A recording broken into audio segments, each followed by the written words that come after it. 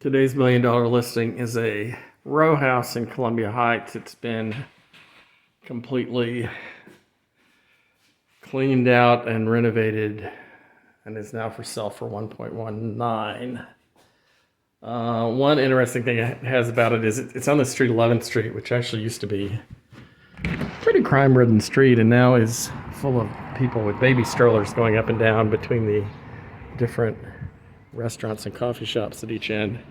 A bunch of the restaurants and coffee shops, as you can see, are at that end. The thing that's interesting about it is it's across the street from a public school that has this giant soccer field. So nobody's ever going to be building anything there, I guess, for a while, that will block the light and view that you get in this place. So this is a 3-level. It's a pretty standard Columbia Heights row house. There's a little half bath, except that everything's all new in it. What's interesting about Columbia Heights is that the original 1950s version with Patricia Warren, I guess, and Michael Rennie of The Day the Earth Stood Still, not the Keanu Reeves version, but the original black and white version. Columbia Heights is where the alien walks up to from the White House, where he's parked his spaceship on the lawn. It's where he goes to find a scientist, because at the time, a scientist was not somebody who would have lots of money and live in Northern California. Back then, a scientist was a strange little man who looked like a B version of Einstein and had a bald pate with a kinky little fro around the edge of it. And he lived in a group house up here in Columbia Heights, because these houses were so big, that belonged to a widow, Patricia Nell Warren, and her son. And that's where the closest scientist was. This is, in fact, just up the hill from the White House. We're on 11th Street. It's on 16th. You could probably walk down to the White House in 25 minutes from here. This is also right on a metro, which is when people began to do all these renovations. So here we have bedroom 1, which has a closet and has its own balcony. A balcony, of course, that looks out over other very urban balconies and backyards and light poles and utility poles and electric wires. I kind of like that they just took out whatever wood was here, which I suppose was gone, and put in these metal railings. Then you have this, which they're counting as a bedroom because it has a window and a closet. So a DC tax assessor will call it a bedroom. It could be a child's bedroom.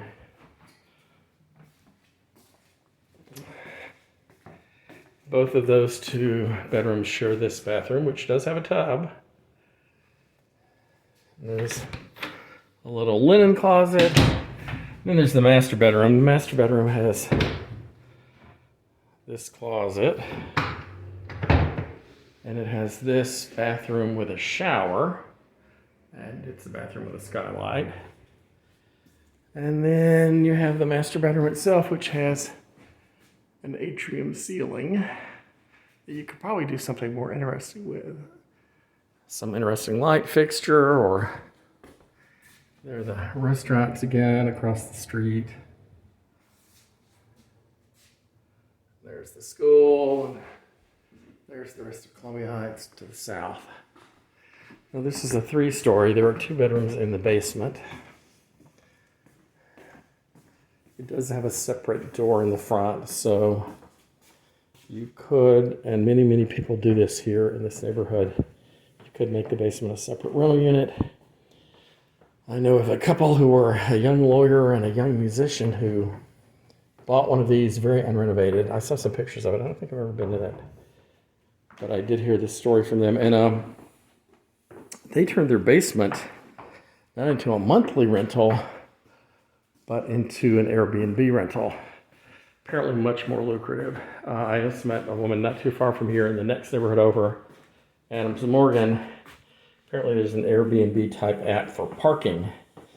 And she turned the parking space of her condo not into a parking space for rent monthly, but into a parking space that is for rent by the hour. And apparently there's enough demand for it by the hour that she makes like 3 or 4 times what she would do if she was just renting it out monthly. And I don't even think it's always rented, but it's rented a lot every day or every week. Here's the door to the outside. Here's 1 bedroom. So if you've got a really big family, you can put some relatives down here. If you don't, you can rent it out. Or you can make it a guest room, or you can make it an office. Here's a washer dryer hookup area. So this really could be made into its own separate apartment, since you could have its own washer dryer. Here's a living room area. Bathroom. There's already a sink and a wine bar down here. Obviously, if you made it a full rental unit, you need to give them an electric stove, an electric refrigerator. The sink is pretty tiny, but you know, people in DC, because there's nothing to rent and the rents are so high, they will rent places that have microscopic sinks. So this has another means of ingress and egress here in the back.